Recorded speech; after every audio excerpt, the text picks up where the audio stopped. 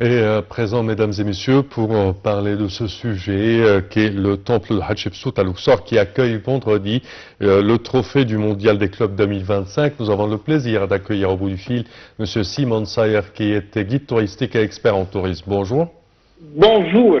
Alors, premièrement, quand on parle du passage du trophée du mondial des clubs 2025 à Luxor, c'était un événement, je dirais que c'est un événement pour le trophée du mondial des clubs.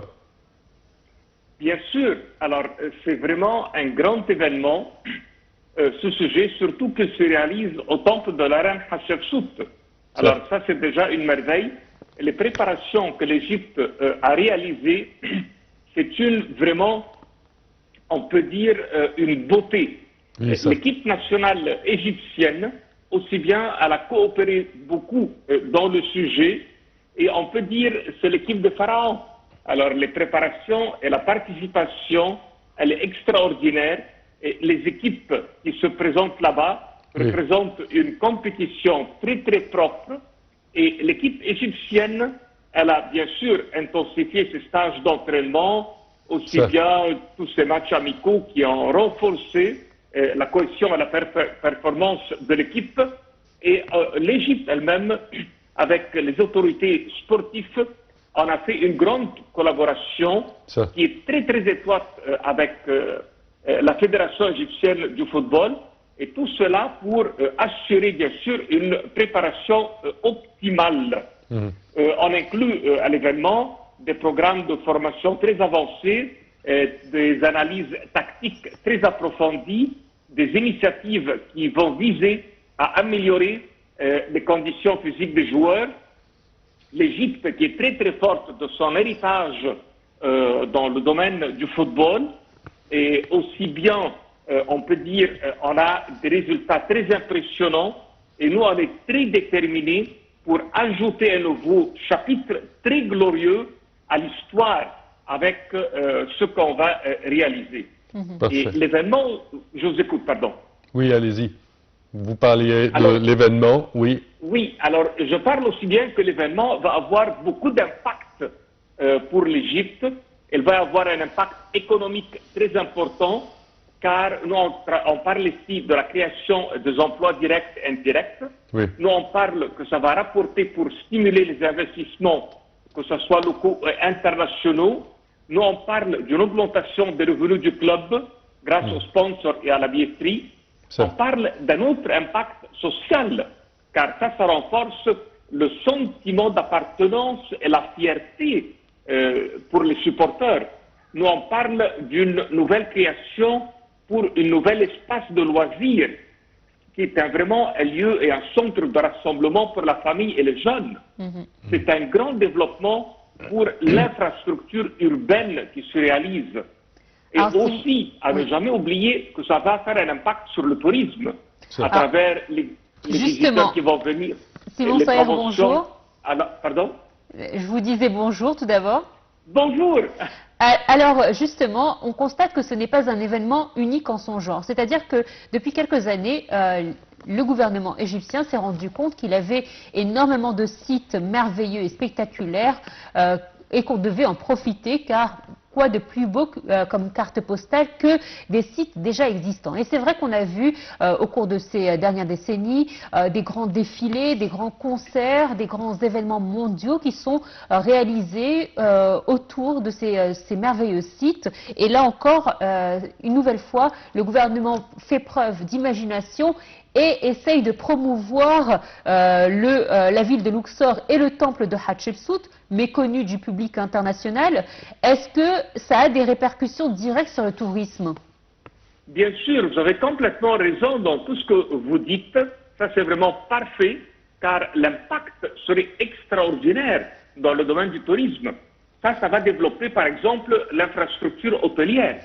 Ça va rapporter beaucoup de travail dans le domaine de la restauration, surtout dans tous les alentours. Nous, on parle d'une promotion de l'image de notre pays en tant qu'une destination sportive. Et ça, c'est pour la première fois qu'on fait ce genre de promotion. C'est vraiment unique. Il y a aussi bien, comme vous le faites, votre programme, c'est un impact médiatique. Et ça, c'est extraordinaire, ce travail, car vous êtes en train de faire une forte couverture médiatique nationale et internationale de l'événement. Aussi, on parle d'une opportunité qu'on est en train et que vous êtes en train de réaliser pour le club pour faire accroître son influence à l'échelle mondiale. C'est une augmentation pour les droits de diffusion des matchs de foot.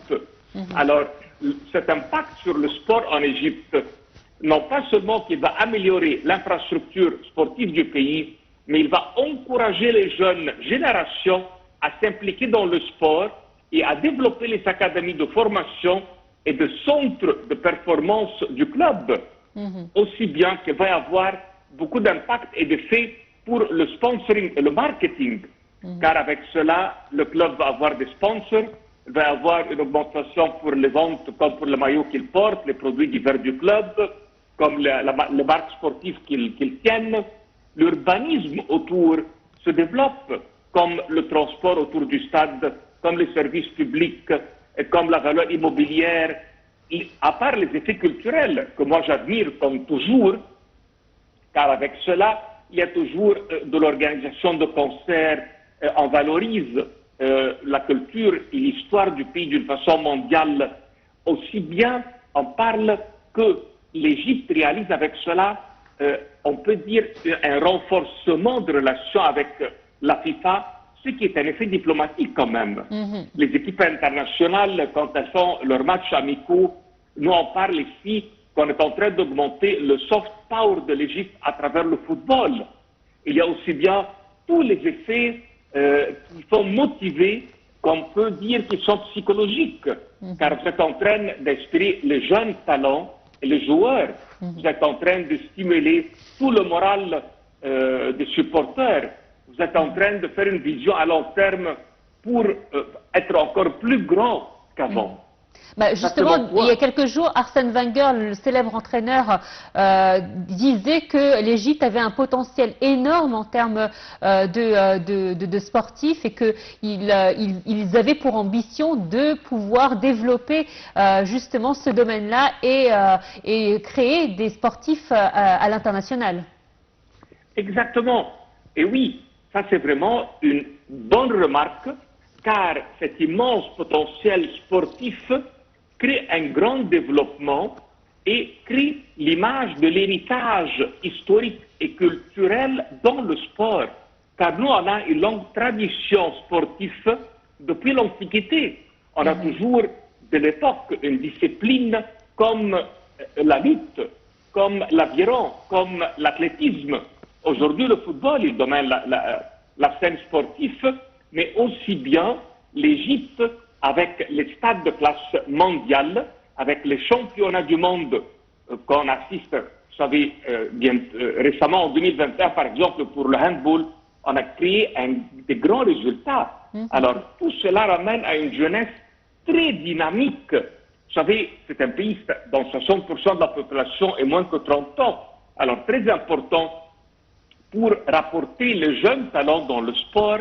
Des académies, bien sûr, se développent, des investissements dans le domaine, comme, vous savez, aujourd'hui, plein de genres de sport, une diversification, on peut dire, dans les disciplines sportives, comme le squash et autres.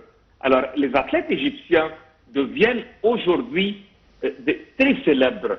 Et on est en train de réaliser dans le pays et renforcer toutes les écoles et les académies sportives pour encadrer tous les talents. On encourage aussi bien récemment tous les investissements privés dans le domaine du sport. Et on utilise même la technologie et l'analyse des données pour améliorer la performance des athlètes. Et la beauté, c'est de promouvoir le sport féminin, et cela avec plein de disciplines. Et on a énormément de candidats internationaux. Alors aujourd'hui, l'Égypte a toutes les cartes en main pour devenir une puissance sportive en Afrique et dans le monde, et il ne manque qu'un plan stratégique ambitieux pour transformer ce potentiel en succès durable. Monsieur Simon Saer, je tiens à vous remercier énormément de vos explications. Je répète que vous êtes guide touristique et expert en tourisme. Merci à vous. Chers téléspectateurs, à présent une petite pause.